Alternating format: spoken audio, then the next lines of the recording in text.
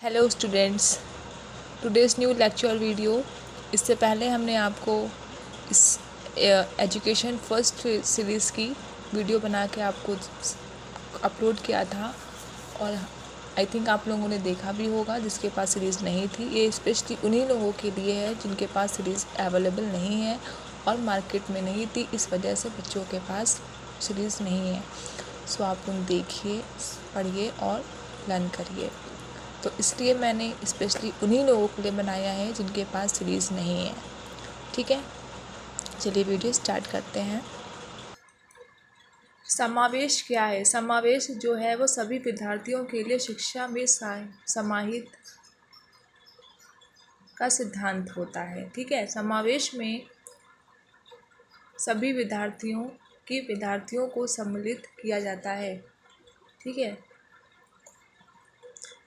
समावेश में हम सभी विद्यार्थियों को सम्मिलित करते हैं।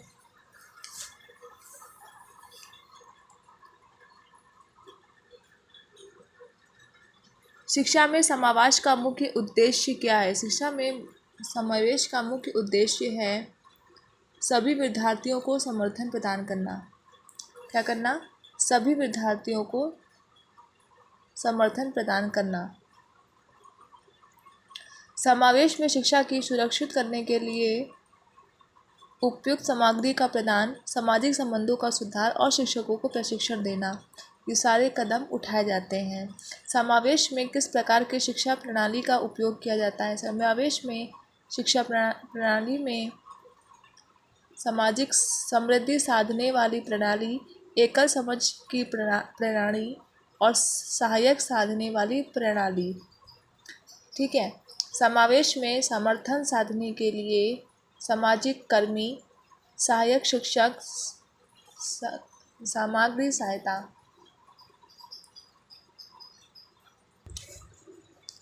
समावेश में विद्यार्थियों के साथियों और शिक्षकों के लिए शिक्षा समागम, शिक्षा सहयोग होता है। समावेश के लाभों में से एक है एकता और समरसता की भावना। समावेश की सफलता के लिए असमानता को दूर करना, सभी को समान अधिकार प्रदान करना और सामूहिक को बढ़ावा देना, ये सब किसमें आते हैं? समावेश की सफलता के लिए आते हैं। इन सभी के लिए कदम उठाए जाते हैं। समावेश की प्रति समर्पित शिक्षकों को इंक्लूसिव शिक्षक कहा जाता है। समावेश में शिक्षा के लिए विशेष आधारित पाठ्यक्रम हैं सभी विद्यार्थियों के लिए। समावेश में विद्यार्थियों के लिए क्या होता है? समावेश में विद्यार्थियों के लिए अलग सामूहिक गतिविधियां होती हैं, अच्छा भोजन होता है, सहायक शिक्षक होते हैं। समावेश में शिक्षा के लिए आधिकारिक निरीक्षण कौन करता है? जिला शिक्षा अधिकारी करते हैं। समावेश में शिक्षा के लिए आवश्यक सामग्री सभी के लिए अभिवृद्धि सामग्री होती है। समावेश में शिक्षा के लिए पुस्तकें और सिरोजन, कंप्यूटर और इंटरनेट शिक्षा और सॉफ्टवेयर साधन प्रदान किए जाते हैं। समावेश में शिक्षा के लिए विशेष शिक्षा के लिए पुस्तकें और सिरोजन, आदर्श शिक्षा और शिक्षा सॉफ्टवेयर विधाएं प्रदान की जाती हैं। शिक्षा में समावेश की दृष्टि से विशेष शिक्षा कहा जाता है।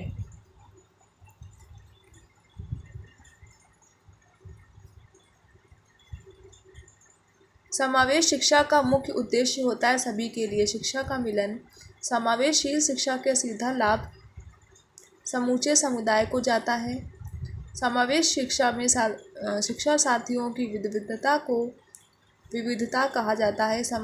समावेशशील शिक्षा में आचार्य, भौतिक शिक्षा और सामाजिक शिक्षा के अंग होते हैं। समावेश शिक्षा के क्षेत्र में समाजशास्त्र का सामाजिक समर्थन करते हैं। समावेश शिक्षा में शिक्षा शास्त्रियों के बीच संबंध को सहयोग कहा जाता है। समावेशशील शिक्षा में समृद्धि की माप होती है। सामाजिक समर्थन, समावेशशील शिक्षा के लाभ के बारे में सही कहावत होती है। विशेष विद्यार्थियों के सभी को सीखना पड़ता है, सभी के समर्थन की आवश्यकता होती है और सभी की विशेषता में समृद्धि आती है। ठीक है। नेक्स्ट है समावेश शिक्षा का मुख्य लक्ष्य है सभी की शिक्षा सुनिश्चित करना। समावेशशील शिक्षा के प्रति समाज का योगदान कौन करता है? योगदान उदारता करता है। समावेशशील शिक्षा में विशेष शिक्षा, स्थानीय समर्थन और समृद्धि योजनाएं साधन हो सकते हैं। समावेशशील शिक्षा के लाभ को समझने के लिए अनुभवात्मक शिक्षा शैली आधुनिक उपयुक्त होती है। समावेशशील शिक्षा में अध्यापकों का शिक्षा के अंग साधन, सामाजिक समर्थन, उपयुक्त समर्थन देना होता है। ठीक है। समावेशशील शिक्षा के सभी छात्रों को समर्थन कैसे मिलता है? तो इसमें आपको मैंने सिर्फ ऑप्शंस बताए हैं, आपका आंसर है सिर्फ उपयुक्त समर्थन देना। नेक्स्ट है समावेशशील शिक्षा में सभी छात्रों को समर्थन कैसे मिलता है? तो समर्थन योजनाएं के साथ मिलता है। समावेशशील शिक्षा के लिए परिवार, स्कूल और समुदाय सामाजिक संरचनाएं महत्वपूर्ण होती हैं। समावेशशील शिक्षा के क्षेत्र में विशेषज्ञों का योगदान है। विशेष शिक्षा का योगदान हो सकता है। समावेशशील शिक्षा के लिए सरकार की भूमिका, विशेष योजनाएं, सभी को शिक्षा सुनिश्चित करना विशेष शिक्षा केंद्र हो सकती है। समावेशशील शिक्षा में सभी छात्रों के लिए शिक्षा सामग्री में समीक्षा, सुधार और विशेषज्ञ सामग्री होती हैं। इनका परिवर्तन किए जाते हैं। समावेशशील शिक्षा में छात्रों के साथ शिक्षार्थी संघ, अत्यंत विशेषज्ञ शिक्षा और सामाजिक समर्थन होता है। समावेशशील शिक्षा में समृद्धि के लिए सभी उचित पहलुओं पर ध्यान देना चाहिए। समावेशशील शिक्षा में समृद्धि के लिए उच्च स्तरीय शिक्षा, विशेष शिक्षा केंद्र और समृद्धि योजनाएं आवश्यक होती हैं। नेक्स्ट है समावेशशील शिक्षा में विद्यार्थियों की समीक्षा, नियमित मूल्यांकन। विद्यार्थियों की समीक्षा, नियमित मूल्यांकन होती है। समावेशशील शिक्षा के सफल माप के रूप में समृद्धि की माप हो सकता है। समावेशशील शिक्षा सभी को समाहित करने वाली शिक्षा होती है।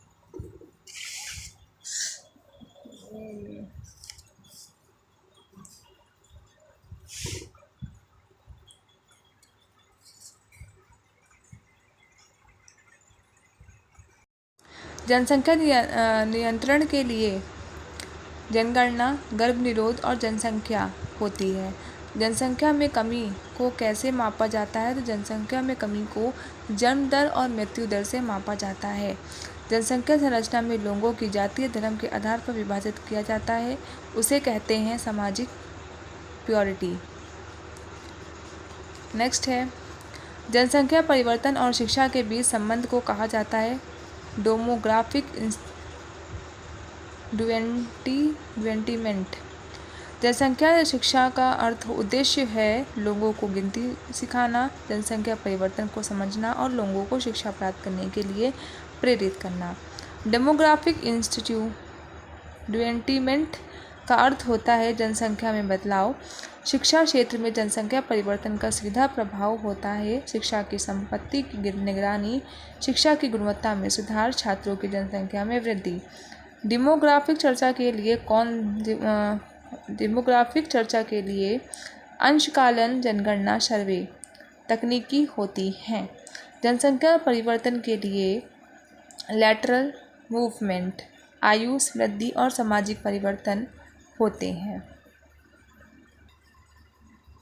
जनसंख्या संरचना में लिंग अनुपात सीधा संबंध होता है। जनसंख्या दिनांक, जनसंख्या वृद्धि में के कारण हो सकते हैं सामाजिक परिवर्तन, छात्रों की संख्या में वृद्धि। ठीक है। और लैटरल मूवमेंट। जनसंख्या संरचना में लोगों की आयु के आधार पर विभाजन को कहते हैं एथनिक क्लस्टरिंग। शिक्षा में जनसंख्या संरचना के बदलाव से हो सकता है शिक्षा के स्तर में समानता, शिक्षा की गुणवत्ता में सुधार। जनसंख्या शिक्षा में क्षेत्र के समाज में सामाजिक बदलाव के लिए हो सकते हैं जाति व्यवस्था की स्थापना, सामाजिक पुनर्निर्माण। जनसंख्या संरचना में लैटरल मूवमेंट का अर्थ होता है लोगों के विभाजन। शिक्षा में जनसंख्या संरचना का सीधा प्रभाव होता है शिक्षा की गुणवत्ता, शिक्षा के संगठनों में बढ़ती संख्या, शिक्षा के क्षेत्र में जनसंख्या संरचना का परिवर्तन होता है, शिक्षा क्षेत्र में समानता, शिक्षा संस्थानों में कमी और छात्र संख्या में वृद्धि। जनसंख्या संरचना में आयु वृद्धि का सीधा प्रभाव पड़ता है शिक्षा माध्यमों में परिवर्तन। वैश्वीकरण का अर्थ होता है विभिन्न देशों के बीच व्यापार और साझेदारी करना। वैश्वीकरण का प्रमुख कारण होता है व्यापारिक संबंधों में वृद्धि, सांस्कृतिक विनिमय और टेक्नोलॉजी का विकास। ठीक है, उसके बाद है वैश्वीकरण के फायदे में होता है सामाजिक विविधता, आर्थिक विकास और तकनीकी प्रविधि। वैश्वीकरण के द्वारा प्रभावित होते हैं विदेशी निवेश, रोजगार और सांस्कृतिक आदान प्रदान। वैश्वीकरण के द्वारा सामग्री संग्रहण के लिए होता है WHO, WTO और विश्व बैंक। वैश्वीकरण के प्रमुख विरोधी आंदोलन होते हैं CBS। ठीक है, वैश्वीकरण के कारण होते हैं विदेशी निवेश में वृद्धि, स्थानीय उपभोग में हानि और व्यापारिक संबंधों में सुधार। वैश्वीकरण के संबंधित विभिन्न क्षेत्रों में होता है तकनीकी, वाणिज्यिक और सांस्कृतिक। वैश्वीकरण के क्षेत्र में भारत को कौन सा विशेष मिलता है, तो इसमें होता है नौसेना और वायुसेना, आर्थिक सेवाएं और सॉफ्टवेयर और इंफॉर्मेशन टेक्नोलॉजी। वैश्वीकरण के फायदे और हानियों के बारे में विवाद होता है सामाजिक संबंध, विशेषाधिकार और स्वाभाविक सांस्कृतिक। वैश्वीकरण से सबसे प्रमुख कारण होता है सामाजिक संबंध, अंतर्राष्ट्रीय व्यापार, तकनीकी प्रगति।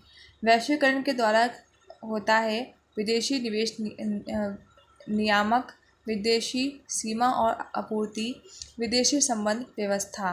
वैश्वीकरण के द्वारा होता है विदेशी निवेश, विदेशी संबंध और विदेशी साझेदारी, आर्थिक साझेदारी। वैश्वीकरण के प्रभाव से होता है सामाजिक विविधता, स्थानीय विकास और विशेषाधिकार। वैश्वीकरण के द्वारा होता है भूतपूर्व विकसित सांस्कृतिक विनिमय और सामाजिक संबंध। वैश्वीकरण के प्रमुख उपसर्ग होते हैं तकनीकी प्रगति, विश्व समृद्धि और सामाजिक समृद्धि। वैश्वीकरण के प्रमुख विरोधाभास होते हैं आत्मनिर्भरता, सांस्कृतिक हानि और अर्थव्यवस्था का संकुचन। वैश्वीकरण के प्रमुख परिणामों में होता है विभाजन और आतंकवाद, भूतपूर्व देशों का विकास। ठीक है, ये सारे होते हैं। समृद्धि, सामाजिक समृद्धि।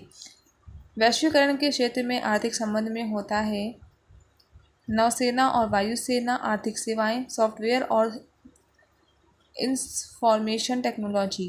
वैश्वीकरण के प्रमुख सूत्र होते हैं अंतर्राष्ट्रीय व्यापार और तकनीकी प्रगति और अंतर्राष्ट्रीय संबंध।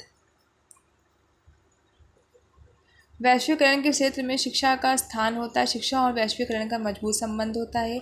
वैश्वीकरण के कारण शिक्षा में होता है विदेशी शिक्षा संस्थानों की बढ़ती संख्या, विदेशी शिक्षा सामग्री की पहुंच और अंतर्राष्ट्रीय शिक्षा मानकों का साझा करना।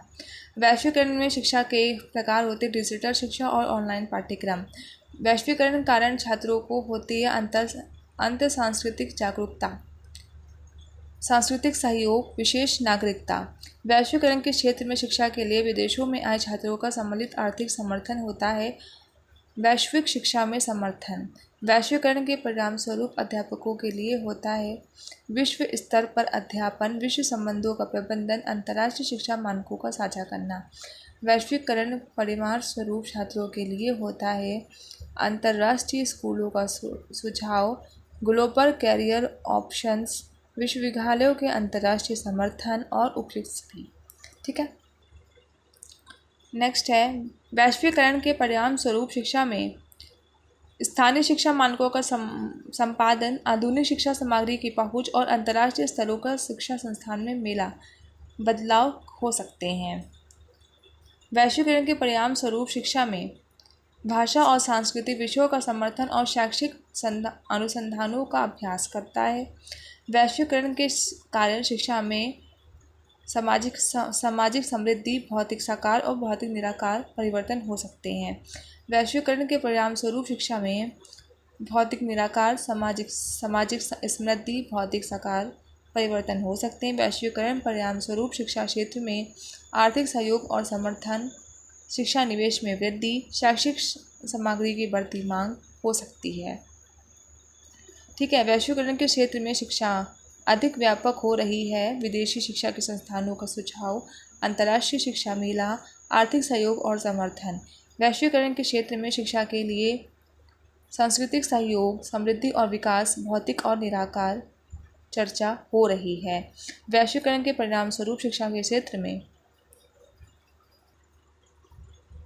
सांस्कृतिक समृद्धि, सांस्कृतिक विनिमय और भौतिक साकार परिवर्तन हो रहे हैं। वैश्वीकरण के परिणाम स्वरूप शिक्षा में डिजिटल शिक्षा और ऑनलाइन पाठ्यक्रम, अंतर्राष्ट्रीय शिक्षा मानकों का साझा करना, अनुसंधान और उद्यमिता परिवर्तन हो रहे हैं।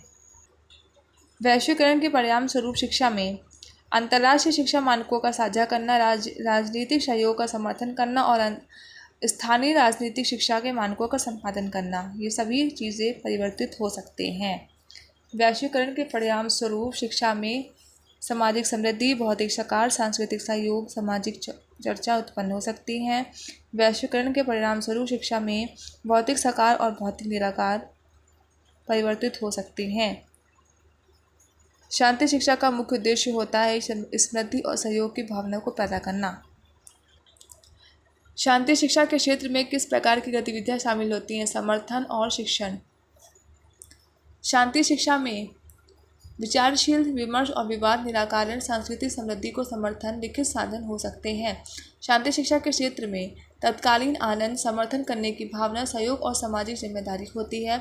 शांति शिक्षा के द्वारा नैतिक सोच, भौतिक सोच और सामाजिक सोच बदली जा सकती है।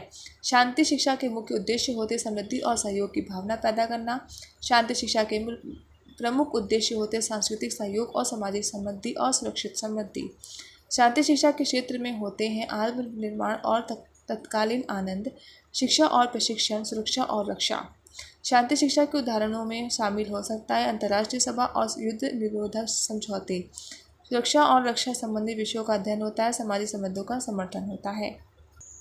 शांति शिक्षा के उदाहरण में सामाजिक, व्यक्तिगत और राष्ट्रीय स्तर शामिल हो सकते हैं। शांति शिक्षा के माध्यम में मौखिक समझौता और समाज कौशल, आत्मनिर्माण और ध्यान, स्मृति और सहयोग की भावना, विकास कौशल विकसित किए जा सकते हैं। शांति शिक्षा के माध्यम से समर्थन और शिक्षण, तत्कालीन आनंद, सहयोग और सामूहिक जिम्मेदारी, ये सभी लक्षण हो सकते हैं। शांति शिक्षा के माध्यम से व्यक्ति और आत्मसमर्थन, स्मृति और सहयोग की भावना, सामाजिक समृद्धि हो सकते हैं। शांति शिक्षा में शांति, गति और कविताएं, स्मृति और सहयोग की भावना हो सकती है, ये साधन हो सकते हैं। शांति शिक्षा के माध्यम से सामूहिक समर्थन का अभ्यास, ध्यान और मनन, अंतर्राष्ट्रीय समझौते का समर्थन अभ्यास किए जाते हैं। शांति निकेतन शिक्षा में हमारी यूनिट 2 कंप्लीट हो चुकी है। अब हम पढ़ेंगे यूनिट 3। पर्यावरण की परिभाषा होती है जीवों, अजीवों और उनके संबंध का समृद्धि संबंधी स्थान। पर्यावरण शिक्षा होती है वातावरण के साथ संबंधित जागरूकता। पर्यावरण संरक्षण का मुख्य उद्देश्य होता है वातावरण की साफ सफाई। पर्यावरण समस्याओं का उदाहरण होता है जलवायु परिवर्तन और पर्यावरण के लिए सही उत्तर होता है सभी जीवों का संरक्षण और सुरक्षा। पर्यावरण संरक्षण की रणनीति होती है वातावरण की साफ सफाई के लिए योजना। पर्यावरण के लाभों की सूची में होता है वातावरण से संबंधित सभी सूची। पर्यावरण संरक्षण में सहयोग करने के सबसे अच्छा तरीका होता है सामूहिक जागरूकता और सामूहिक क्रियाएं। पर्यावरण सुरक्षा के लिए सबसे महत्वपूर्ण कारक होता है जागरूकता और समर्थन। पर्यावरण के घटक होते हैं जल, वायु और भूमि। वायुमंडल में ऑक्सीजन, नाइट्रोजन और ऑर्गन होते हैं। जलमंडल में नदियाँ, समुद्र और झीलें होती हैं। भूमंडल में पेड़ पौधे और कीटाणु होते हैं। सामाजिक और आर्थिक संरक्षण में शिक्षा, सामाजिक संबंध और आर्थिक समृद्धि होती है। पर्यावरण के घटकों में पेड़ पौधे और आजीविका होती हैं। जीवों के साथ साथियों के संरक्षण के लिए बायोडाइवर्सिटी, जैव आवासीयता और जैव परिवर्तन होते हैं। पर्यावरण के 4 प्रमुख घटक होते हैं।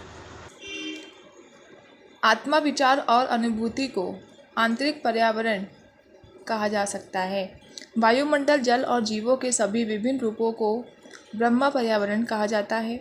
वायुमंडल और जीवों को संबंधिता ब्रह्म पर्यावरण के प्रभावित करता है। जीवों के बीच संबंध, संगठन और जीवन प्रक्रियाएं जैव पर्यावरण से दर्शाते हैं। सूर्य, चंद्रमा और तारे ग्रहों के ब्रह्म पर्यावरण का हिस्सा होता है। जैविक और अजैविक सत्ताएं जैव पर्यावरण का हिस्सा होता है। वायुमंडल का प्रमुख कारण होता है जलवायु परिवर्तन। जीवों के संबंध, जनसंख्या का सामाजिक संरचना होती है ब्रह्म पर्यावरण। सृष्टि के सभी अवस्थाओं को तात्विक पर्यावरण से जोड़ा जा सकता है। जल, आग और आकाश तात्विक पर्यावरण के हिस्से होते हैं। समुद्र, नदियाँ, झीलें और पानी के स्रोत ब्रह्म पर्यावरण के हिस्से होते हैं। जलवायु, मौसम और ऊर्जा स्रोत पर्यावरण के हिस्से तात्विक पर्यावरण होते हैं। पौधों, पशुओं और मानव जीवन से संबंधिता जैव पर्यावरण को दर्शाती है। भूमंडल, जलमंडल और वन्य जीव संरक्षण जैव पर्यावरण के हिस्से होते हैं। विज्ञान, प्रौद्योगिकी और मानव क्रियाएं ब्रह्म पर्यावरण को प्रभावित करती है। समाज, सांस्कृतिक गतिविधियां और बनावट का पर्यावरण आंतरिक पर्यावरण के हिस्से होते हैं। सामाजिक संबंध, संगठन और व्यक्ति के मध्य से प्रभावित होने वाला पर्यावरण आंतरिक पर्यावरण होता है। ब्रह्म पर्यावरण के प्रमुख घटकों के बीच एक संतुलन बनाए रखने का जिम्मेदारी होती है। आंतरिक पर्यावरण को प्रदूषण, जलवायु और परिवर्तन का वन्य जीव संरक्षण होता है। ब्रह्म पर्यावरण की समस्याओं को दर्शाते हैं। सभी पर्यावरणीय समस्याओं का समाधान करने के लिए प्रौद्योगिकी, विज्ञान, समाजशास्त्र क्षेत्र शामिल हो सकते हैं। पर्यावरण के सभी प्रमुख घटक आपसी संबंध होता है। संतुलन, वन्य जीवन संरक्षण, जंगल सुरक्षा और जलवायु परिवर्तन ब्रह्म पर्यावरण समस्या से संबंधित होती है। जैविक संरचना जीवों का विकास और प्रजाति विकास की पर्यावरण के लिए दर्शाती है। जैव पर्यावरण बारिश और बर्फ, भारी भूकंप और तूफान, प्राकृतिक आपदाएं ब्रह्म पर्यावरण का हिस्सा हो सकती है। आधुनिक तकनीकी और औद्योगिक क्रियाओं से पैदा होने वाले प्रदूषण ब्रह्म पर्यावरण समस्या से संबंधित होते हैं। पारिस्थितिक तंत्र होता है संबंध एवं स्थिति। प्राकृतिक और सांस्कृतिक संबंध क्षेत्र होते हैं। तंत्र होते हैं सांस्कृतिक तंत्र। भूमि, वायु, जल और जीवों में मिलने वाले परिस्थिति बायोकेमिकल परिस्थिति तंत्र कहा जाता है। एक समृद्ध और संतुलित परिस्थिति तंत्र होते हैं। संतुलन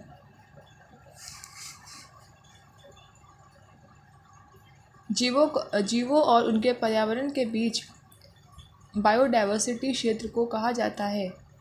विशेष क्षेत्र को बायोडायवर्सिटी कहा जाता है। एक जंगल, एक पानी का कुआं, एक उद्यान बायोम का उदाहरण है। जंगल, नदी, झील और उनमें रहने वाले पौधों और जीवों का समृद्ध एवं संतुलन समुदाय कहा जाता है बायोस्फीयर। संतुष्टि के विभिन्न स्तरों पर विभिन्न प्रकार के जीवों को समृद्ध से पूर्ति समुदाय बायोम को कहा जाता है।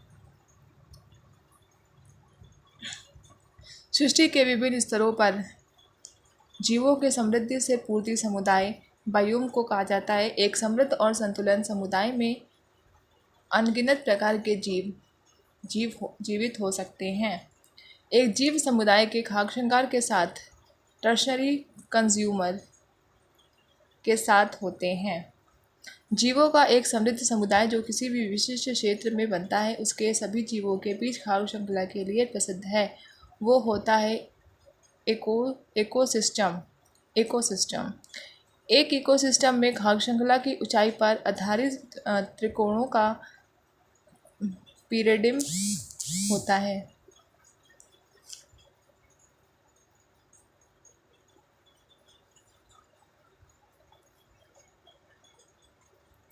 जीवों के बीच खाद्य श्रृंखला को फूड चेन कहा जाता है।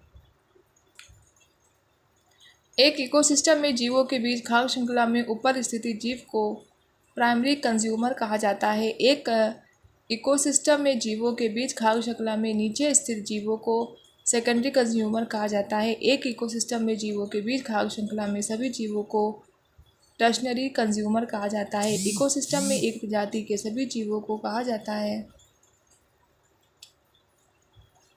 कम्युनिटी। इकोसिस्टम में बायोमेटिक और अबायोमेटिक घटकों के बीच संतुलन को हेमोस्टैटिस कहा जाता है। इकोसिस्टम में अबायोमेटिक घटकों की संख्या के प्रकार अनुसार एक स्थान को कहा जाता है इकोवेयरमेंट।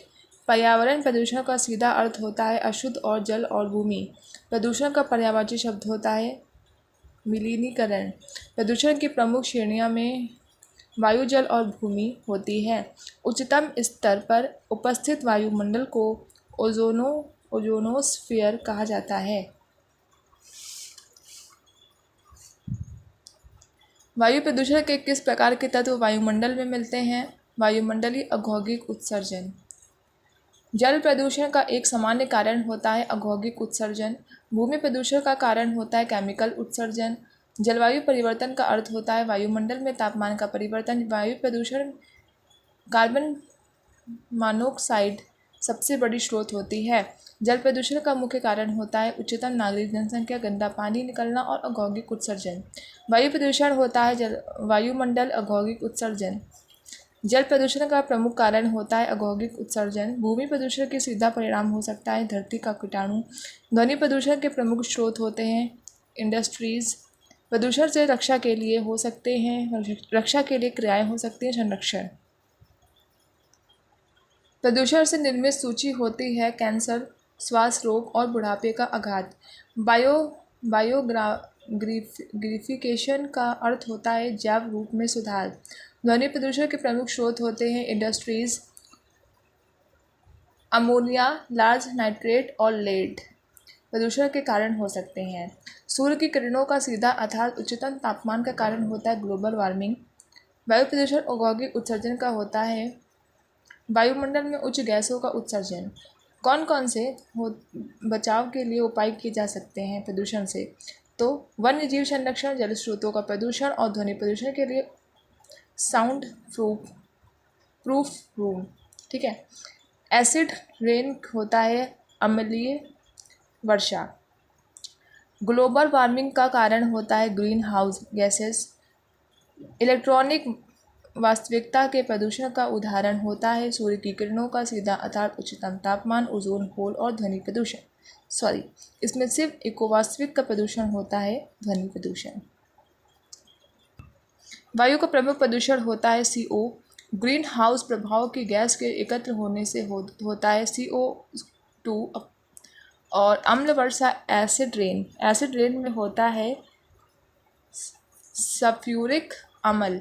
अम्ल वर्षा एसिड रेन होती है SO2 तथा SO3। संयुग्मक पाया जाता है राइजोप्स में। लाइकेन बहुत अधिक संवेदनशील होती है SO2 और CO। गैसों हाल पर्यावरण मित्र ईंधन होते हैं जो पेट्रोल तथा ईंधन मिश्रण से बनता है। नाइट्रोजन डाइऑक्साइड वायु को प्रदूषित नहीं करती है। ग्रीन हाउस प्रभाव के कारण होते पृथ्वी का तापमान बढ़ रहा है। निम्नलिखित में से पदार्थ जल का ही घुलता है जो कि होता है तेल। निम्नलिखित में से साधारण वायु प्रदूषक नहीं है कार्बन हाइड्रोकार्बन। क्लाइमेट शब्द भाषा से लिया गया है ग्रीक भाषा से। अम्ल वर्षा वास्तव में मिश्रण होता है सल्फ्यूरिक अम्ल व नाइट्रिक अम्ल का। वायु में सल्फर डाइऑक्साइड द्वारा प्रदूषण का सूचक होता है लाइकेन। धूम्रपान से शरीर का ऑक्सीजन की कमी हो सकती है। रक्त में ऑक्सीजन तत्व की कमी हो जाती है। निम्नलिखित में वायु प्रदूषण का घोतक होता है लाइकेन शैक। समुद्र में पदार्थ कितनी गहराई तक प्रतिबंधित होते हैं? तो 200 मीटर। कार्बन डाइऑक्साइड के वातावरण में लोगों की मृत्यु हो जाती है क्योंकि ऑक्सीजन नहीं मिल पाती है। निम्नलिखित में से जैव विविधता को दुष्प्रभावित करता है क्योंकि महानगर का अम्लीभवन, पर्यावरण प्रदूषण, जलवायु परिवर्तन, जनसंख्या में भारी वृद्धि में वैश्विक तापमान, वायुमंडलीय CO2 का बढ़ता हुआ स्तर और प्रदूषण स्तर में वृद्धि हो सकती है। यदि विश्व में सभी पादप मर जाते हैं तो सभी पशुओं को किसी भी कमी के कारण मर जाएंगे। भोजन, यदि एक जीवाणु कोशिका प्रति 20 मिनट में विभाजित होती है तो 2 घंटे में 64 बैक्टीरिया बनेंगे।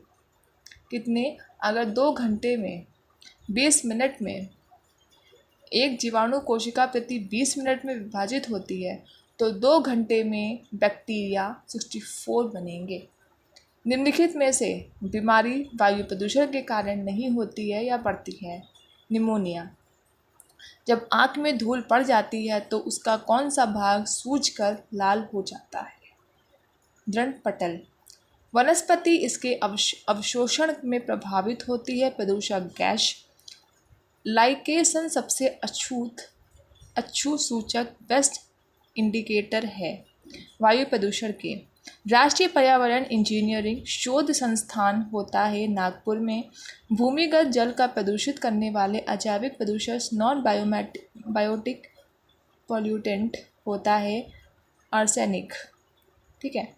निम्नलिखित में से एक प्रबल निरंतर कोरल ब्लीचिंग का सबसे अधिक प्रभाव का कारण होता है सागरीय जल के समन्वय तापमान में वृद्धि। चांदी का पत्थर जैव निम्नीकरणीय बायोडिग्रेडेबल नहीं होता है। निम्नलिखित में से बर्मी कंपोस्ट एक कार्बनिक जैव उर्वरक होता है। बर्मी कंपोस्ट वो जैविक कौन सा है जो वायु प्रदूषण का मॉनिटर होता है? तो लाइकेन प्रदूषण को मॉनिटर कहते हैं, वायु प्रदूषण का मॉनिटर। धान के खेत में से H2S गैस मुक्त होती है। CO2 पादप ग्रह प्रभाव ग्रीन हाउस इफेक्ट के लिए मुख्य रूप से उत्तरदायी होती है। CO2 वे सूक्ष्म श्वसन कण जो मनुष्य द्वारा श्वास लेने के लिए वायु की गुणवत्ता को कम करते हैं श्रेणी में वो आते हैं। PM 2.5 श्रेणी में रखे जाते हैं। जैव निम्नीकरणीय अवशिष्ट छुटकारा पाने के सर्वोत्तम हल होते हैं पुनः चक्रण। वर्मी कंपोस्ट होते हैं कृमि। यदि अपशिष्ट पदार्थ पीने के पानी के स्रोत को प्रदूषित कर दो तो निम्नलिखित में से टाइफाइड बीमारी फैल जाती है। चमड़े की बेल्ट जैव निम्नीकरणीय होती है। छल वल्क पर उगने वाले कवकों को कल्कवासी प्रकार का कहा जाता है। सामान्यतः निम्नलिखित में से आनुवंशिका उत्परिवर्तन के कारण होते हैं। निम्नलिखित में से तट पर मछली पकड़ना प्रदूषण का कारण नहीं है। हठीले कार्बनिक प्रदूषण का परिवहन ज़्यादातर हवा और पानी में पाया जाता है। टेबल दानेदार चीनी सामान्यतः सुक्रोज के रूप में जाना जाता है। बायोगैस बायोमास में अवायवीय किण्वन माध्यम से उत्पन्न होती है। अच्छा ओजोन पाया जाता है समताप मंडल में। यह ओजोन परत के क्षरण का परिणाम नहीं होता है। ज्वार और पिछली शताब्दी में समग्र वैश्विक तापमान में 3 डिग्री C के वृद्धि का कारण बनने वाली ग्रीन हाउस में गैस CFC होती है। रेफ्रिजरेटर में प्रयुक्त CFC होती है फ्रीऑन। ओजोन छिद्र एवं उनकी कमी का मुख्य कारण होता है फोम उड़ाने वाले एजेंट, प्रणोदक, हेलोकार्बन रेफ्रिजरेट। ओजोन को निम्नलिखित मुक्त कणों द्वारा नष्ट किया जाता है क्लोरीन रेडिकल और हाइड्रोक्लिनिकल radicals, nitric oxide radical. Ozone oxygen चक्र में ऑक्सीजन के निम्नलिखित होते हैं जो कि O2 डायटोमिक ऑक्सीजन, त्रिपरमाणुक ऑक्सीजन और परमाणु ऑक्सीजन। ओजोन क्षयकारी पदार्थ का मुख्य रूप से उपयोग किया जाता है केवल चतुर्थ में, यानी कि शीतलन और प्रशीतन अनुप्रयोगों और फोम उत्पादकों के निर्माता में। मॉन्ट्रियल प्रोटोकॉल का संबंध होता है ओजोन परत की कमी से। ओजोन परत की कमी में परिणामस्वरूप वायुमंडल के माध्यम से अत्यधिक पराबैंगनी कारण से जुड़ा रहता है। ये बड़ा जोखिम होता है, जो कि त्वचा कैंसर में वृद्धि होती है। गर्मियों के यूवी किरणें अधिक होती हैं, पहुंचने के लिए कम दूरी होती है। सूर्य पृथ्वी ग्रह के करीब है, इसलिए यूवी किरणें की यात्रा करने और हम तक पहुंचने के लिए कम दूरी होती है। पहला ओजोन छिद्र 1970 के दशक में खोजा गया था। ओजोन परत का क्षय समताप मंडल में पाया जाता है। ओजोन परत में कमी का कारण होता है क्लोरोफ्लोरोकार्बन। ओजोन परत की कमी के कारण वायुमंडल के माध्यम से अधिक यूवी विकिरण से जुड़ा प्रमुख स्वास्थ्य जोखिम निम्नलिखित में से है, जो कि त्वचा कैंसर का खतरा बढ़ा सकती है। ओजोन जो वायुमंडल का होता है वो यूवी विकिरण को जुड़ा प्रमुख स्वास्थ्य होता है, तो वो हमारे शरीर से होता है, जो कि त्वचा से खतरा बढ़ सकता है, कैंसर। ठीक है। मॉन्ट्रियल प्रोटोकॉल संबंधित होता है ओजोन परत के संरक्षण। एक ओजोन क्षयकारी पदार्थ मुख्य रूप से उपयोग किया जाता है शीतल, जो भी मैंने आपको बताया था। ठीक है।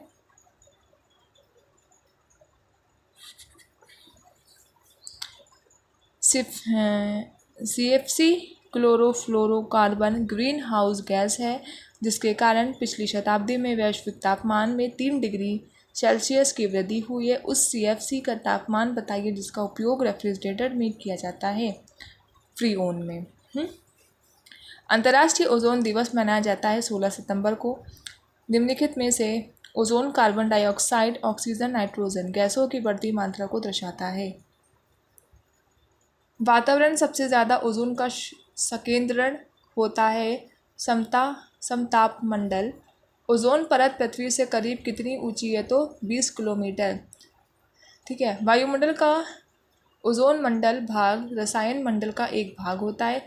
सूर्य की तीव्र किरणों द्वारा उलझने से वायुमंडल की ऑर्गन गैस हमारी रक्षा करती है। ओजोन परत मुख्यतः समताप मंडल में पाई जाती है। ओजोन परत के प्रति वर्ष 7% की दर से आवश्यक के कारण उसमें 10 मिलियन वर्ग किलोमीटर आकार एक बड़ा छिद्र बन गया है। वो छिद्र होता है अंटार्कटिक के ऊपर।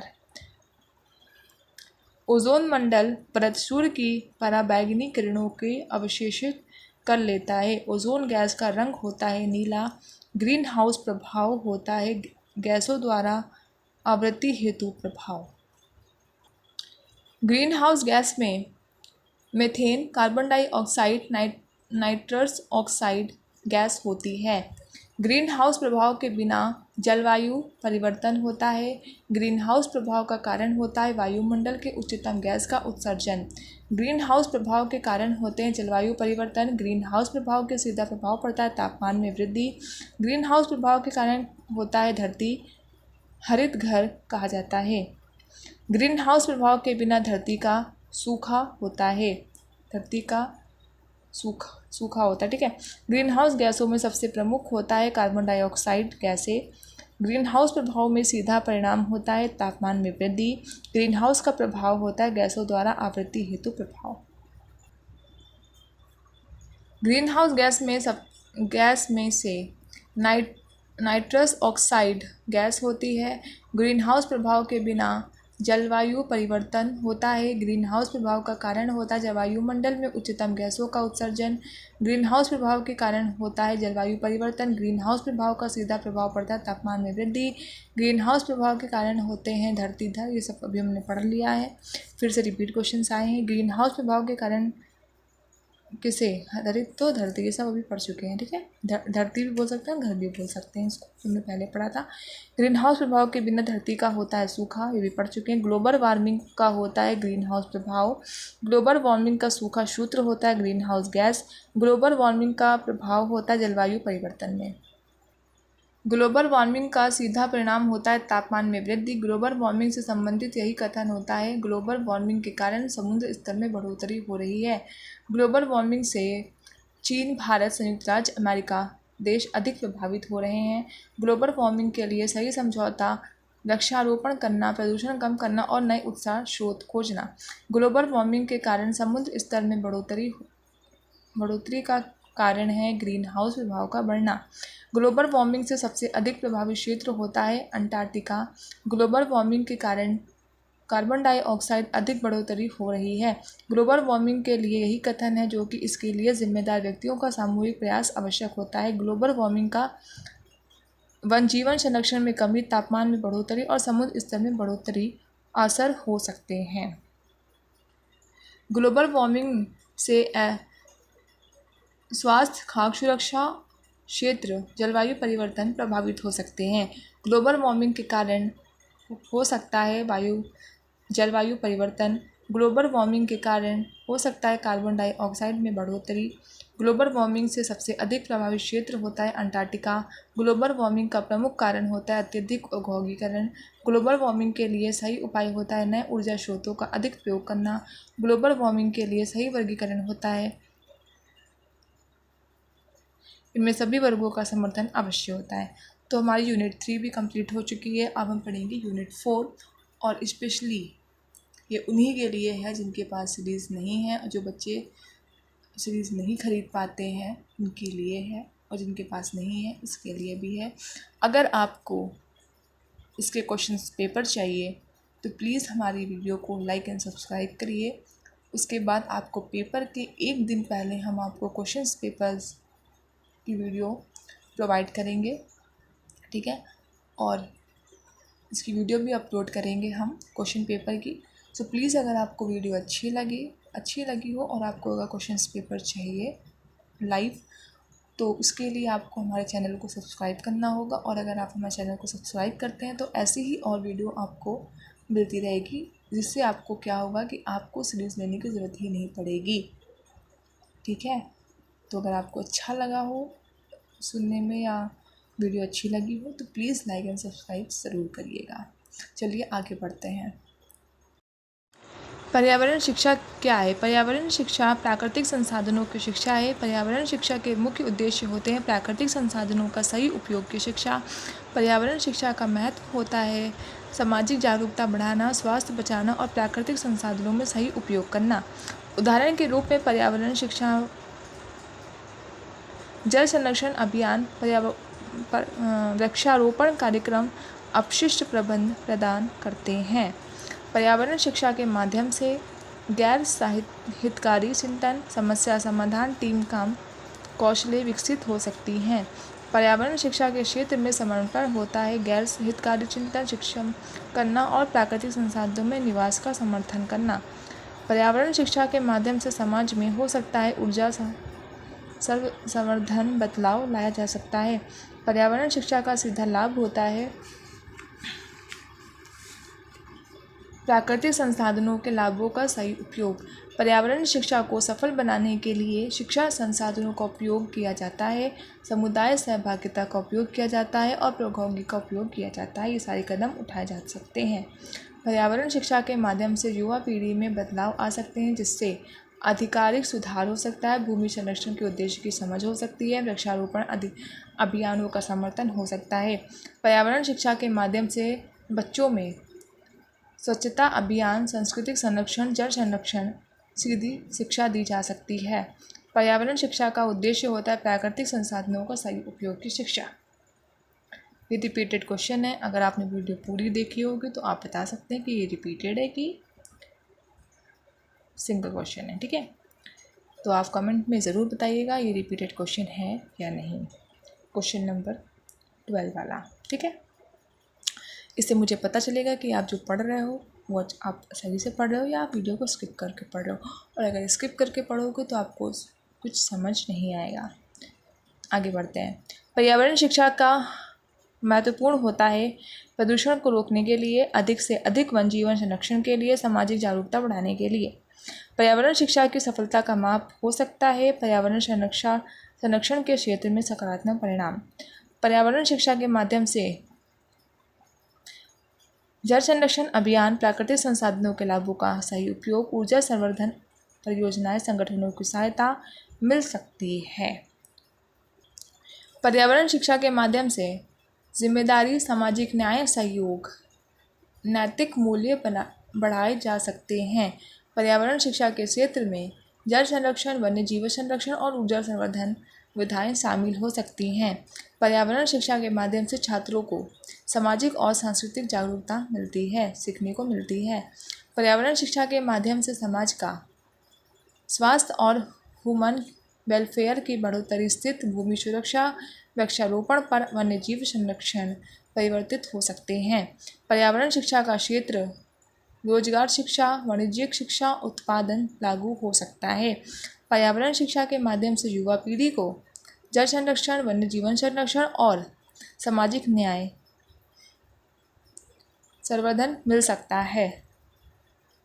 पर्यावरण शिक्षा के मुख्य उद्देश्य होते हैं प्राकृतिक संसाधनों का सही उपयोग। पर्यावरण शिक्षा के अंतर्गत होते हैं जल संरक्षण, वन्य जीव संरक्षण और ऊर्जा संवर्धन। पर्यावरण शिक्षा के बढ़ती महत्वपूर्ण के कारण हैं जलवायु परिवर्तन, जनसंख्या वृद्धि, औद्योगिकीकरण। पर्यावरण शिक्षा का महत्वपूर्ण उपलब्धियां होती हैं ऊर्जा संवर्धन परियोजनाएं, जल संरक्षण अभियान, प्राकृतिक संसाधनों का सही उपयोग। पर्यावरण शिक्षा का आवश्यक होता है प्राकृतिक संसाधनों के सही उपयोग की शिक्षा के लिए। पर्यावरण शिक्षा का मुख्य उद्देश्य होता है समृद्धि का विकास सुनिश्चित करना। पर्यावरण शिक्षा के माध्यम से हो सकता है सामाजिक साक्षरता, तकनीकी कौशल, जिम्मेदारी भावना। पर्यावरण शिक्षा के माध्यम से विद्यार्थियों में जिम्मेदारी, सहयोग और नैतिकता के गुण विकसित हो सकते हैं। पर्यावरण शिक्षा के माध्यम से सामाजिक जागरूकता और बढ़ावा मिल सकता है। पर्यावरण शिक्षा में भूमिका हो सकती है जागरूकता और सकारात्मक परिवर्तन। पर्यावरण शिक्षा के माध्यम से जीव और जैव विविधता सुरक्षित किया जा सकता है। पर्यावरण शिक्षा के क्षेत्र में प्रदूषण, जलवायु परिवर्तन, ऊर्जा संरक्षण क्षेत्र विषय शामिल होते हैं। पर्यावरण शिक्षा के माध्यम से छात्रों का आत्मसमर्पण, सामाजिक जागरूकता, सार्थक सकारात्मक कौशल प्रमोट हो सकता है। पर्यावरण शिक्षा के माध्यम से जो सुनिश्चित किया जाता है वो होता है जल संरक्षण, वन्य जीव संरक्षण और समृद्धि। पर्यावरण शिक्षा के क्षेत्र में खुदाई और नमूने, पोस्ट और चार्ट्स, विद्यालय में अध्ययन सामग्री साधन हो सकते हैं। पर्यावरण शिक्षा के लाभों में समृद्धि और जीवन कौशल उस लाभों में से सही है। पर्यावरण शिक्षा के क्षेत्र में छात्र, शिक्षक, अभिभावक रोल निभा सकते हैं। पर्यावरण शिक्षा का सीधा लाभ होता है समृद्धि और जीव कौशल से। पर्यावरण शिक्षा के उदाहरण हो सकते हैं पौधशाला और पर्यावरण शिक्षा केंद्र, वन्य जीव संरक्षण केंद्र। पर्यावरण शिक्षा के क्षेत्र में हो सकते हैं प्रदूषण, वन्य जीव संरक्षण और ऊर्जा संरक्षण। पर्यावरण शिक्षा के लाभों में हो सकता है वन्य जीव संरक्षण, छात्रों की नैतिक शिक्षा और सामाजिक जागरूकता। ऊर्जा उत्पादन में हो सकता है विद्युत ऊर्जा स्रोतों अधिक प्रदूषण करती है। प्लास्टिक का अधिकतम प्रदूषण करने का कारण होता है रिसाइक्लिंग की कमी। वन्य जीव संरक्षण के लिए हो सकता है वन्य जीव आधारित पर्यावरण नीति। वायुमंडल में ऊर्जा बचाने के लिए सौर ऊर्जा, आदित्य उपयोग की अनुभूति, जन संरचना क्रियाएं ऊर्जा की जा सकती हैं। वृक्षारोपण के क्षेत्र में जल संरचना में सुधार, वायुमंडलीय प्रदूषण की कमी, बारिश की सारा लाभ हो सकते हैं। जलवायु परिवर्तन के पर्यावरणीय प्रभावों के कारण हो सकते हैं वन्य जीव संरक्षण, औद्योगिकीकरण और ऊर्जा उत्पादन। प्रदूषण की रोकथाम के लिए औद्योगिक का सबसे उच्चतम तंत्र प्रबंधन, जल संरक्षण का सुधार, वायुमंडलीय द्रव प्रबंधन कदम सुझाए जा सकते हैं। जल संरक्षण के लिए वायु संरक्षण किए जा सकते हैं। जल संरक्षण के क्षेत्र में समस्याएं हो सकती हैं। जल संरक्षण का भाव प्रदूषण के प्रकार में हो सकते हैं जल प्रदूषण, वायु प्रदूषण और भूमि प्रदूषण। वन्य जीव संरक्षण के लिए हो सकते हैं कदम उठाए जा सकते हैं जंगली जीवों के लिए स्थानीय आवास, भूमि सुरक्षा के लिए वृक्षारोपण अभियान, वन्य जीव संरक्षण, बागवानी का प्रोजेक्ट्स। ठीक है, ये सारे उपाय किए जा सकते हैं। ऊर्जा उत्पादन की सशक्तिकरण के लिए नए और सकारात्मक ऊर्जा स्रोतों का उपयोग, ऊर्जा संरक्षण प्रमोशन, समुदायों के सकारात्मक ऊर्जा सॉल्यूशंस के लिए प्रेरित करना, ये सारे कदम उठाए जा सकते हैं। जल संरक्षण के लिए जल संरक्षण कार्यशालाएं, जल संरक्षण यात्रा, जल संरक्षण संगठन किए जा सकते हैं। वायु प्रदूषण को कम करने के लिए शहरी वन्यजीव पार्क, पब्लिक ट्रांसपोर्ट को संवेदनशील में बढ़ावा देना, ऊर्जा प्रदूषण को कमी के लिए सौर ऊर्जा कदम उठाए जा सकते हैं। भूमि प्रबंधन के लिए जल संरचना के लिए बेहतर स्थानों का चयन करना, सुरक्षित और अस्वास्थ्य भूमि का बनावटी उपयोग, भूमि संरक्षण का संगठन उठाए जा सकते हैं। वायुमंडलीय विकिरण की सुरक्षा के लिए हल्के कार्बन फुटप्रिंट वाले उत्पादकों का प्रचार, वायुमंडलीय विकिरण संवेदनशील का संवाद, वृक्षारोपण का कार्यक्रम, ये सारे कदम उठाए जा सकते हैं, उपाय उठाए जा सकते हैं। जलवायु परिवर्तन के प्रभावों को, सामाजिक प्रभावों को, शिक्षा का सकारात्मक उत्साह, जल संरक्षण का संसाधनों का बढ़ावा देना, जलवायु परिवर्तन से जुड़े समुदायों को सकारात्मक रूप से प्रभावित करना, इसमें कम किया जा सकता है। जल संरचना के लिए स्वच्छता का उपयोग होता है। जल संरक्षण शिक्षा में, जल संरक्षण अभियान में और जल संरचना साक्षरता कार्यक्रम में पर्यावरणीय समस्याओं के समाधान के लिए उत्साही युवा समूहों के समर्थन, चर्चा और विचार विमर्श, सोशल मीडिया कैंपस। ठीक है, ये जागरूकता बढ़ाई जा सकती है। जलवायु परिवर्तन के लिए सुरक्षा प्रणालियों में ऊर्जा उत्पादन की स्वच्छता में सुधार, वायुमंडलीय विकिरण की निगरानी, संधारित व्यापार का उत्पादक की प्रक्रिया में सुधार किए जा सकते हैं। जल संरक्षण के लिए शिक्षा के क्षेत्र में पाठ्यक्रम में शिक्षा को संबंधित विषयों को शामिल करना, जल संरक्षण पर विशेष सत्र आयोजित करना, विद्यालयों को जल संरक्षण साक्षरता प्रोजेक्ट्स में भागीदारी के लिए प्रेरित करना, प्रदूषण नियंत्रण के लिए उद्योगों को साफ प्रौद्योगिकी को अपनाने के लिए प्रेरित करना, ये सारे कदम उठाए जा सकते हैं। प्लास्टिक प्रबंधन के लिए प्लास्टिक सुधारित उत्पादकों के लिए समर्थन उठाए जा सकते हैं। समुदाय की सहभागिता के माध्यम से पर्यावरण संरक्षण के लिए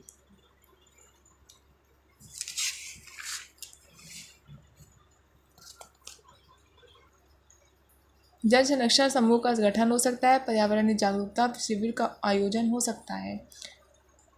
हिम नदी झलके, वायुमंडल परिवर्तन के संबंध में सबसे अधिक प्रभावित क्षेत्र होते हैं हिम नदी इलाके, उच्च समुद्र तटीय क्षेत्र, अर्थव्यवस्थाएं और विकासशील क्षेत्र। सौर ऊर्जा के उपयोग में सौर ऊर्जा उत्पादन तकनीकों का सुधारना, सौर ऊर्जा उत्पादन के सभी जगहों में बढ़ावा देना और सौर ऊर्जा सब्सिडी और बढ़ाओ उपाय किए जा सकते हैं। वन्यजीव संरक्षण के लिए अधिक जनसंख्या के क्षेत्र में होता है पॉल्यूशन कंट्रोल सब्सिडी। वन्यजीव संरक्षण क्षेत्रों में सकारात्मक समुदाय संगठन, वन्यजीव संरक्षण के लिए न्यूनतम विकास होता है, ये उपाय किए जाते हैं। प्लास्टिक प्रबंधन के लिए प्लास्टिक की उत्पत्ति की कमी करना, प्लास्टिक साइक्लिंग प्लांट्स की स्थापना करना, प्लास्टिक विकासशील के लिए आधुनिक तंत्र प्रबंधन उपाय किए जा सकते हैं। जल संरचना के लिए सुरक्षा प्रणालियों में जल संरचना की संरचना आधुनिक का पुनरावलोकन सुधार किए जा सकते हैं। प्राकृतिक संसाधनों के संरक्षण का मुख्य उद्देश्य होता है संसाधनों को बचाना और सुरक्षित रखना। जल संसाधन के क्षेत्र के लिए वृष्टि जल संरचना संचार उपाय किए जा सकते हैं। ऊर्जा संसाधनों के संरक्षण के लिए संयंत्र ऊर्जा स्रोतों का अधिक उपयोग करना होता है। वन्यजीव संरक्षण के लिए वन्य जीवों की जनसंख्या को नियंत्रित करना होता है। भूमि संसाधन की संरक्षण के लिए वन्य जीवों को संरक्षित क्षेत्रों में स्थानांतरित करना होता है। हवा की सफाई के लिए वायुमंडलीय प्रदूषण को कम करने के लिए उपाय में बढ़ावा देना होता है। और वायुमंडल में प्रदूषण को कम करने के लिए वायुमंडल में वायु प्रदूषण को कम करने के लिए नियंत्रित क्रियाएं करना अनुसरण किया जाता है। ऊर्जा संसाधनों के संरक्षण के लिए सबसे कम ऊर्जा का उपयोग करना होता है। कदम उठाए जा सकते हैं। जल संसाधन के संरक्षण के लिए बारिश के पानी को अच्छी तरह से संचित करना होता है। ऊर्जा संसाधनों के संरक्षण के लिए विद्युत उत्पादक में कमी होती है। प्राकृतिक संसाधनों के संरक्षण के लिए संसाधनों की सही तरीके से प्रबंधन उपाय हो सकते हैं। भूमि संसाधनों के संरक्षण के लिए भूमि संरक्षण उपाय के अनुसरण करना होता है। वन्यजीव संरक्षण के लिए वन्य जीवों की उपयोग करना, वन्य जीवों को संरक्षण क्षेत्र में सीमा को बढ़ाना और वन्य जीवों की जनसंख्या को नियंत्रित करना। पानी के संरक्षण के लिए कदम होते हैं पानी के अत्यधिक उपयोग से बचाना। ऊर्जा संसाधनों के सही प्रबंधन से होता है ऊर्जा संरक्षण। वन्य जीव संरक्षण से होता है जैव विविधता का संरक्षण। जलवायु परिवर्तन से संबंधित होता है जल संरक्षण। जलवायु, जल नदी, तटीय क्षेत्र और ऊर्जा स्रोत ये संसाधन जल संरक्षण के लिए महत्वपूर्ण होते हैं। बायोडायवर्सिटी से समझा जाता है जैव विविधता। अनाज उत्पादन हरित कृषि कहा जाता है। सौर ऊर्जा का उपयोग ऊर्जा उत्पादन क्षेत्र में हो सकता है। प्रदूषण को कम करने के लिए उपयोगिता से कम प्रदूषण कदम उचित होता है। ऊर्जा संरक्षण के लिए ऊर्जा संचय प्रमोट किया जा सकता है। जल संरक्षण, वायुमंडल संरक्षण और ऊर्जा संरक्षण प्रदूषण को कम करने के लिए सहायक हो सकती है। पुनः प्रयोगशीलता रिसाइक्लिंग को कहा जाता है। प्राकृतिक संसाधनों की अधिकता से होने वाले नकारात्मक प्रभाव को कहा जाता है प्रदूषण। पर्यावरण में सजीव जीवों की रक्षा के लिए बायोडायवर्सिटी संरक्षण के कदम उचित होते हैं। प्राकृतिक संसाधन संरक्षण का मतलब होता है संसाधनों को सावधानी पूर्वक प्रबंध करना। कौन से साधन जल संरक्षण के लिए उपयुक्त हो सकते हैं? तो वृष्टि जल संचार और जल संचयन और जल संबंधित शिक्षा। बायोगैस का उपयोग खेती, ऊर्जा उत्पादन, वन्यजीव संरक्षण के लिए किया जा सकता है। प्लास्टिक प्रदूषण से जल प्रदूषण, वायु प्रदूषण और भूमि प्रदूषण हो सकते हैं। सौर ऊर्जा, ऊर्जा उपयोग निगरानी और ऊर्जा संचय ऊर्जा संरक्षण के लिए सहायक हो सकते हैं। ऊर्जा संरक्षण, वृष्टि जल संचार और जल संबंधी शिक्षा जलवायु परिवर्तन के संबोधित कर सकते हैं। नॉन कन्वेंशनल ऊर्जा स्रोत होते हैं बिजली उत्पादन। सौर ऊर्जा के लिए सौर ऊर्जा सेल, सौर उपभोग और सौर गर्मी उपाय सही हैं। विद्युत ऊर्जा के लिए विंड ऊर्जा, जल ऊर्जा, बायोगैस। बायोमास ऊर्जा का सबसे प्रमुख स्रोत होता है खाद्य स्रोत, वन्यजीव स्रोत और ऊर्जा संचय। जल साधन के लिए तिरल ऊर्जा, हाइड्रो पावर, जल संचार उपाय सही हैं। वायुमंडल संरक्षण के लिए वायुमंडल सुरक्षा ठीक है उपाय सही है। ऊर्जा संचय के लिए ऊर्जा संचार, बैटरी स्टोरेज, ऊर्जा उपयोग निगरानी उपाय सही है। जलवायु परिवर्तन के लिए वायुमंडल संरचना, सौर ऊर्जा और जल संबंधी शिक्षा उपाय सही हैं। गर्मी को ऊर्जा में परिमाणी रूप से बदलने के लिए बायोमास, सौर ऊर्जा उपाय सही हैं। नॉन कन्वेंशनल ऊर्जा स्रोत के लिए बायोगैस, विंड ऊर्जा और वन्यजीव संरक्षण उपाय सही हैं। ऊर्जा संचार के लिए ऊर्जा संग्रहण अन्य नाम से जाना जाता है। वन्यजीव संरक्षण के लिए वन्यजीव संरक्षण क्षेत्र, बायोमास, वन्यजीव संरक्षण अभियान उपाय सही हैं। बिजली उत्पादन के लिए सौर ऊर्जा, विंड ऊर्जा और हाइड्रो पावर उपाय सही हैं। जल संचार के लिए जल संचार योजना उपाय सही है। बायोगैस का उपयोग बिजली उत्पादन, वन्यजीव संरक्षण खेती में किया जा सकता है। वायुमंडल संरक्षण के लिए वायुमंडल सुरक्षा उपाय सही है। जलवायु परिवर्तन के लिए वायुमंडल संरक्षण जल संबंधी शिक्षा उपाय सही है। ऊर्जा संचय के लिए ऊर्जा संचार, बैटरी स्टोरेज, ऊर्जा उपयोग निगरानी सही है। हाइड्रो पावर जल ऊर्जा की तरह की ऊर्जा स्रोत होते हैं।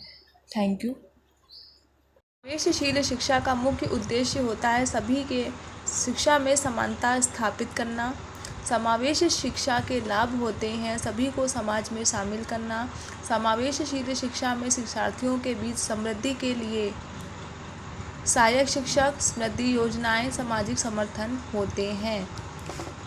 समावेशशील शिक्षा में सभी छात्रों को समाहित करने के लिए सामूहिक शिक्षा का समर्थन दिया जाता है। समावेशशील शिक्षा में विद्यार्थी के समर्थन के लिए परिवार, केवल शिक्षा संस्थान, समृद्धि योजनाएं, सामाजिक संरचनाएं महत्वपूर्ण होती हैं।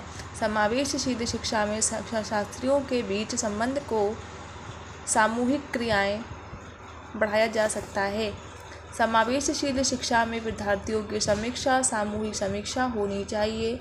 समावेशशील शिक्षा में विद्यार्थियों को समृद्धि के लिए समृद्धि योजनाएं बनाई जा सकती हैं। समावेशशील शिक्षा में समृद्धि माप से मापी जा सकती है। समावेशशील शिक्षा के क्षेत्र में सरकार की शिक्षा नीति निर्माण भूमिका होती है। समावेशशील शिक्षा में अध्यापकों का योगदान शिक्षार्थी कौशल सहायक शिक्षक में होता है। समावेशशील शिक्षा में छात्रों के साथ विशेष शिक्षा केंद्र, शिक्षार्थी संघ, सामाजिक समर्थन का उपाय किए जा सकते हैं। समावेशशील शिक्षा में छात्रों के लिए शिक्षा सामग्री में समीक्षा, सुधार, विशेषज्ञ सामग्री परिवर्तन किए जा सकते हैं। मानवाधिकार का मुख्य उद्देश्य होता है समाज में समानता स्थापित करना। मानवाधिकार के उल्लेख किए जाते हैं संविधान। मानवाधिकार का उल्लेख होता है संविधान, अंतर्राष्ट्रीय संगठनों के चार्टर्स में। आपत्ति के समय सभी को संरक्षित किया जाता है। मानवाधिकार में संबंधित कुछ मुख्य शिक्षा अधिकार होते हैं जो कि होते हैं उपयुक्त सभी, यानी कि जीवन, आज़ादी और सुरक्षा। बालकों के लिए मानवाधिकार की सुरक्षा का उद्देश्य होता है उन्हें शिक्षा का सुरक्षित प्रदान करना। व्यक्ति के मौत के बाद भी उसके मानवाधिकार जीवन भर सुरक्षित रहते हैं। मानवाधिकार के वंचित होने पर अधिकृत प्राधिकरण से शिकायत करना होता है, न्यायालय में मुकदमा दर्ज करना होता है, अधिकृत संगठनों के पास जाना पड़ता है। मानवाधिकार उल्लंघन की स्थिति में आप अधिकृतों का सूचना कर सकते हैं। मानवाधिकार के संबंध अंतर्राष्ट्रीय संगठन उपयुक्त सभी हो सकते हैं। मानवाधिकारों में सबसे महत्वपूर्ण घटना होती है ब्रिटिश राज के खिलाफ स्वतंत्रता संग्राम। मानवाधिकार के मूल्यांकन होता है समीक्षा से। सामाजिक न्याय के प्रति उत्कृष्टता के लिए विशेषज्ञ होते हैं समाजशास्त्री। मानवाधिकारों के लिए विरोधी होते हैं उल्लंघनवादी, जिसे कहते हैं। मानवाधिकारों की संरक्षण के लिए अधिकृत संगठन होते हैं लोकसभा, एम्नेस्टी इंटरनेशनल, आपत्ति प्रबंधन समिति। नेक्स्ट है मानवाधिकारों के अधिकृत स्थिति का पालन केवल सरकार, अधिकृत संगठन, समाज का प्रत्येक व्यक्ति होते हैं। धार्मिक मुलायम और स्वतंत्रता के मामले में मानवाधिकारों के उल्लंघन होता है केवल अमेरिका में, विशेषक रूप में भारत में। सामाजिक न्याय की प्रक्रिया कहते हैं न्याय प्रक्रिया को विशेष में मानवाधिकार के संरचना के लिए सबसे बड़ा संगठन होता है UN, यानी कि संयुक्त राष्ट्र संगठन। अधिकारियों के तत्परता का विवाद समाधान के लिए न्यायिका प्रक्रिया होती है। मानवाधिकार होता है व्यक्तिगत और सामाजिक हक। मानवाधिकार का उद्देश्य होता है सभी को समानता और न्याय प्रदान करना। मानवाधिकारों की अविनाशिता होती है अनंतता। मानवाधिकारों की रक्षा के लिए UN संयुक्त राष्ट्र संगठन अधिकृत संगठन होता है। मानवाधिकारों के उल्लंघन का मतलब होता है व्यक्तिगत और सामाजिक अधिकारों का उल्लंघन करना। मानवाधिकार संरक्षण के लिए अधिकृत संगठनों में से एमनेस्टी ऑफ इंटरनेशनल होती है। मानवाधिकार से संबंधित संविधान में होता है संविधान अंतर्राष्ट्रीय संगठन के चार्टर्स में।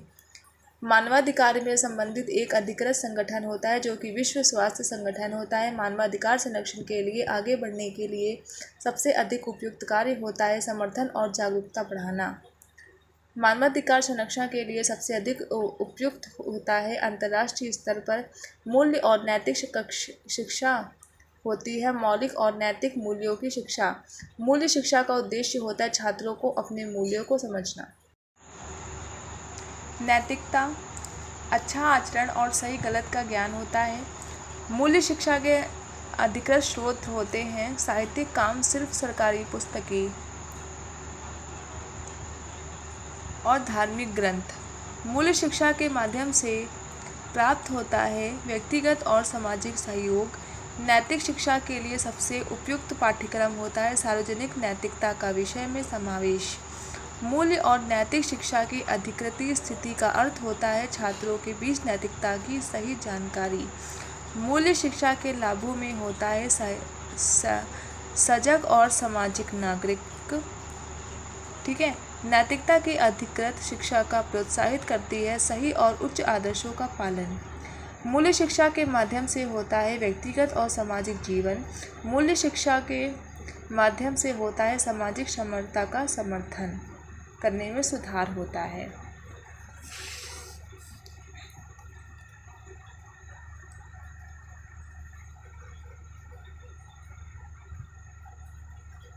मूल्य शिक्षा के लाभों में एक होता है स्वच्छता की अवधारित क्षमता। मूल्य शिक्षा के उद्देश्य होते हैं छात्रों को अच्छे नागरिक बनाना। मूल्य शिक्षा के लिए सबसे उपयुक्त स्रोत होते हैं नैतिक ग्रंथ तथा शास्त्र। मूल्य शिक्षा के लिए सबसे महत्वपूर्ण कौशल होता है अभिवादन और सम्मान। मूल्य शिक्षा के माध्यम से होता है राष्ट्रीय और अंतर्राष्ट्रीय संबंधों में वृद्धि। और मूल्य शिक्षा के लिए सबसे उपयुक्त स्वर होते हैं अंतर्राष्ट्रीय स्तर। नैतिकता और मूल्य शिक्षा का संबंध होता है विचारशीलता और अध्ययन से। मूल्य शिक्षा और नैतिक शिक्षा का महत्व होता है सिर्फ रोजगार के प्रति, केवल नैतिकता में और विशेषज्ञ में। मूल्य शिक्षा और नैतिक शिक्षा के माध्यम में होता है सभी समाज के सदस्य। शिक्षा के माध्यम से होते हैं सामाजिक समरसता और समर्थन में सुधार हो सकता है। मूल्य शिक्षा के लाभों में से एक होता है स्वच्छता की अवधारित क्षमता। मूल्य शिक्षा के उद्देश्य होते हैं छात्रों को अच्छे नागरिक बनाना। मूल्य शिक्षा के लिए सबसे उपयुक्त स्रोत होता है नैतिक ग्रंथ और शास्त्र। ठीक है। मूल्य शिक्षा के लिए सबसे उपयुक्त स्रोत नैतिक और ग्रंथ शास्त्र होता है। मूल्य शिक्षा के लिए सबसे महत्वपूर्ण कौशल होता है अभिवादन और सम्मान। मूल्य शिक्षा के माध्यम से सबसे अच्छा राष्ट्रीय और अंतर्राष्ट्रीय संबंधों में के क्षेत्रों में वृद्धि हो सकती है। मूल्य शिक्षा के लिए सबसे उपयुक्त स्तर होता है अंतर्राष्ट्रीय स्तर। नैतिकता और मूल्य शिक्षा का संबंध किससे होता है? नैतिकता और मूल्य शिक्षा का संबंध विचारशीलता और अध्ययन से होता है। मूल्य शिक्षा और नैतिकता का शिक्षा का महत्व होता है सिर्फ रोजगार के प्रति, केवल नैतिकता में और विशेषज्ञ में। मूल्य शिक्षा और नैतिक शिक्षा का महत्व होता है बताया। मूल्य शिक्षा के माध्यम से किस प्रकार के विकास होता है? तो मूल्य शिक्षा के माध्यम से व्यक्तिगत और समाज संरचना का विकास होता है। मूल्य शिक्षा के क्षेत्र में सबसे अधिक समाज के सभी सदस्यों को नैतिक गुरु कहा जाता है। मूल्य शिक्षा का उद्देश्य होता है नैतिक और मौलिक दृष्टिकोण का विकास।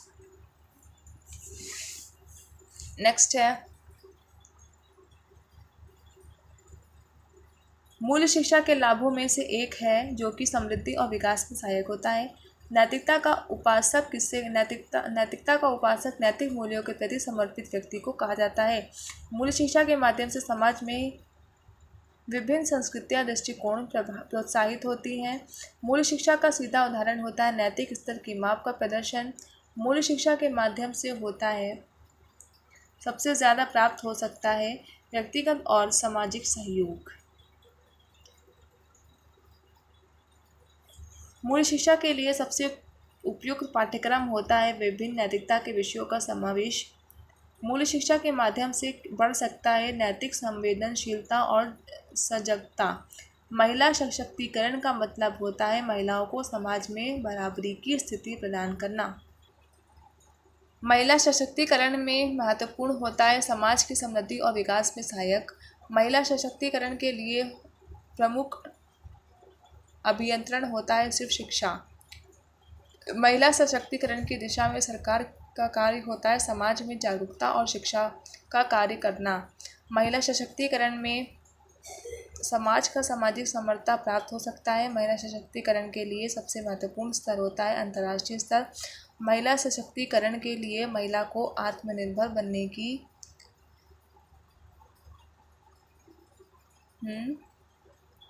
के लिए प्रशिक्षण करना। महिला सशक्तिकरण में सबसे महत्वपूर्ण कौशल होता है स्वास्थ्य और जागरूकता।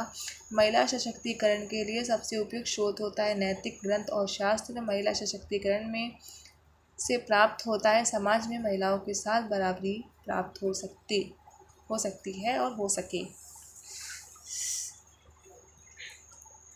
नेक्स्ट है महिला सशक्तिकरण के लिए समाज का जागरूकता और सामाजिक समरसता होती है। महिला सशक्तिकरण के लिए समाज में जागरूकता और सामाजिक समरसता होती है। महिला सशक्तिकरण के लिए सबसे महत्वपूर्ण होता है नैतिक ग्रंथ और शास्त्र। महिला सशक्तिकरण में हो सकता है महिलाओं को आत्मनिर्भर बनने के लिए प्रशिक्षण। महिला सशक्तिकरण के लिए सबसे महत्वपूर्ण होता है सिर्फ शिक्षा। महिला सशक्तिकरण के लिए सबसे उपयुक्त उपाय होता है समाज में बदलाव लाना। महिला सशक्तिकरण के लिए सबसे आवश्यक होता है समाज में भागीदारी करना। और महिला सशक्तिकरण के लिए होता है समाज में समर्थन स्थिति। महिलाओं को सशक्तिकरण के लिए सबसे महत्वपूर्ण क्षेत्र होता है समाज में समर्थता। महिला सशक्तिकरण के उपाय में से एक होता है जो कि समाज में जागरूकता बढ़ाता है। महिला सशक्तिकरण के लिए सबसे अधिक सार्थक होता है समाज में विभागवाद को कम करना। महिला सशक्तिकरण के लिए सबसे उपयुक्त साधन होता है समाज में जागरूकता बढ़ाना। महिला सशक्तिकरण के लिए सबसे महत्वपूर्ण दिशा होती है समाज में समर्थन स्थिति करना। महिला सशक्तिकरण के लिए हो सकता है समाज में समर्थता और सामाजिक समानता। महिला सशक्तिकरण के लिए सबसे महत्वपूर्ण कौशल होता है समाज में समर्थता बढ़ाना। महिला सशक्तिकरण के लिए उपाय होते हैं समाज में जागरूकता बढ़ाना। महिला सशक्तिकरण के लिए सबसे महत्वपूर्ण होता है समाज में समर्थता और सामाजिक समानता लाना। यूनिट फर्स्ट कंप्लीट हो गई है, अब पढ़ेंगे यूनिट सेकेंड। मैं आपसे एक बात और कहना चाहूँगी कि आप इस वीडियो को देखिए, पढ़िए और याद करिए। और पेपर आप सभी के हैं, इसके जिस दिन पेपर होगा उसके एक दिन पहले आपको क्वेश्चंस मैं दिखाऊंगी क्वेश्चंस, ठीक है। तो वो क्वेश्चंस मैं आपको लाइव दिखाऊंगी जिसमें आपको पॉइंट्स टू पॉइंट्स सारे क्वेश्चंस आंसर में टिक करने हैं। तो उसके लिए आपको सबसे पहले हमारे चैनल को लाइक एंड सब्सक्राइब करना होगा, तो ही आप उस क्वेश्चन पेपर को देख सकते हैं। अगर मेरे ढेर सारे सब्सक्राइबर्स हो जाएंगे तो मैं लाइव आके आपको सारे क्वेश्चंस पेपर दिखाऊंगी, जिससे कि आपको उसमें आंसर टिक करना होगा, ठीक है। इससे आपको ये पता चलेगा कि आपने कितने क्वेश्चंस लर्न किए हैं और कितने नहीं लर्न हैं, तो आप उसको भी अच्छे से पढ़ सकते हैं। चलिए आगे हम लोग पढ़ते हैं। सामाजिक मीडिया क्या है? सामाजिक मीडिया इंटरनेट का एक हिस्सा है, ये सब आपको पता है। सोशल मीडिया का उपयोग किससे किया जाता है? सोशल मीडिया का उपयोग जानकारी के लिए, समझने के लिए और साझा करने के लिए और नेटवर्किंग के लिए किया जाता है। किसके लिए? सोशल नेटवर्किंग के लिए। सोशल मीडिया के उपयोग से विशेषज्ञों और उद्यमिता के क्षेत्र में साझा किया जाता है। किस सोशल मीडिया प्लेटफॉर्म पर छात्रों के लिए शिक्षा सामग्री उपलब्ध होती है? यूट्यूब पर। सामाजिक मीडिया के शिक्षा में उपयोग के लाभ होते हैं एकाधिक रूपों में जानकारी साझा करना। शिक्षा में सामाजिक मीडिया का उपयोग होता है स्वतंत्रता अध्ययन कौशलों को बढ़ावा देना। सामाजिक मीडिया के माध्यम से छात्रों के बीच सहज का तात्विक ज्ञान करने के उपाय होते हैं ऑनलाइन ग्रुप डिस्कशन। ठीक है, इसका उपाय करते हैं।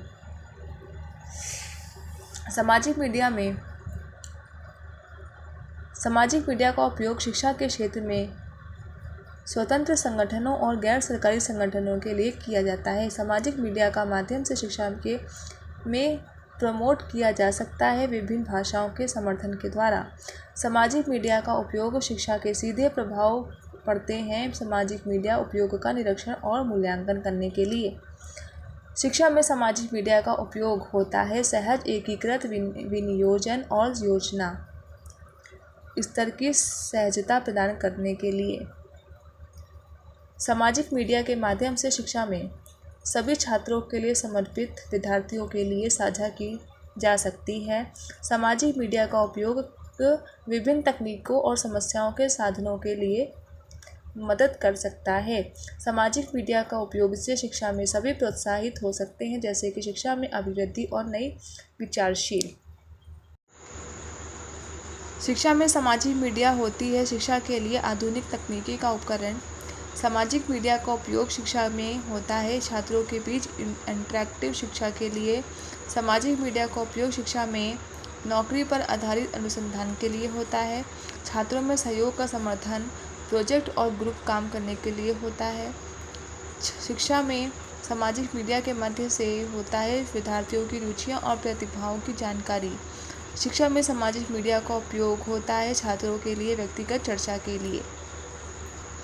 सामाजिक मीडिया का माध्यम से शिक्षा में साइबर बुलिंग और उत्पीड़न होती है। शिक्षा में सामाजिक मीडिया का उपयोग कैसे बढ़ता है तो फिर विभिन्न विषयों के सहायक और आधुनिक शिक्षा से बढ़ता है। शिक्षा में सामाजिक मीडिया का माध्यम होता है विद्यार्थियों के बारे में जानकारी के लिए। छात्रों में शिक्षा के सामाजिक मीडिया का उपयोग होता है व्यक्तिगत और सामाजिक जिम्मेदारियों का आदान प्रदान करना। सामाजिक मीडिया का शिक्षा के प्रभाव होता है अधिकतम सीधा प्रभाव। शिक्षा में सामाजिक मीडिया का उपयोग होता है शिक्षार्थियों के लिए सामाजिक नेटवर्किंग के लिए। सामाजिक मीडिया का उपयोग शिक्षा में ऑनलाइन पठन की सुविधा के तहत सहायक हो सकता है। छात्रों को सामाजिक मीडिया का उपयोग करने के लिए विचार विमर्श कौशल सिखाया जाता है। शिक्षा में सामाजिक मीडिया का उपयोग सीधा और सहज पहुंच फायदे में हो सकती है। सामाजिक मीडिया के माध्यम से शिक्षा में व्यक्तिगत और सामाजिक सांस्कृतिक विन्मूलन होता है। शिक्षा में सामाजिक मीडिया का उपयोग किस तरह होता है तो शिक्षा में सामाजिक मीडिया का उपयोग ऑनलाइन शिक्षा के लिए होता है। सामाजिक मीडिया के माध्यम से शिक्षा में बन सकता है शिक्षा में गुणवत्ता में सुधार। सामाजिक मीडिया के माध्यम से शिक्षा में ऑनलाइन कक्षा केवल सामूहिक किया जा सकता है। सामाजिक मीडिया का उपयोग शिक्षा में छात्रों को सहभागिता में कैसे मदद कर सकती है तो विचार विमर्श में उनकी सहायता के लिए मदद कर सकती है। सामाजिक मीडिया का उपयोग शिक्षा के क्षेत्र में नैतिकता और सुरक्षित उपयोग के लिए दिशा निर्देश करती है। सामाजिक मीडिया की मदद से शिक्षा के क्षेत्र में वृद्धि और सहयोग होता है। ऑनलाइन शिक्षा के लिए सामाजिक मीडिया का रोल होता है छात्रों के बीच सहयोग और आत्म मूल्यांकन करना। छात्रों के लिए सामाजिक मीडिया का उपयोग होता है अध्ययन समर्थन और आत्म प्रमोशन। विद्यार्थियों के बीच ऑनलाइन विचार विमर्श का मतलब होता है विचार विमर्श के लिए अवसर प्रदान करना। सामाजिक मीडिया में शिक्षा बनाए जाते हैं छात्रों के बीच उदारता और सहयोग करना। सामाजिक मीडिया का शिक्षा में असर हो सकता है छात्रों के बीच सहयोग और ज्ञान साझा करना। ऑनलाइन पाठ्यक्रम के लिए सामाजिक मीडिया का उपयोग होता है छात्रों के बीच अध्ययन समर्थन करना। सामाजिक मीडिया का शिक्षा में महत्व होता है छात्रों के बीच भूतपूर्व विधान सिर्फ अनियमित सक्रियता सिर्फ बैठकों के लिए चुनौतियां हो सकती हैं। छात्रों के बीच ऑनलाइन विवाद कैसे निपटा जा सकता है? तो छात्रों के बीच ऑनलाइन विवाद सिर्फ छात्र के आत्म मूल्यांकन के लिए सही संवाद और समाधान की प्रक्रिया के माध्यम से और सिर्फ शिक्षक की निगरानी के लिए गलत है।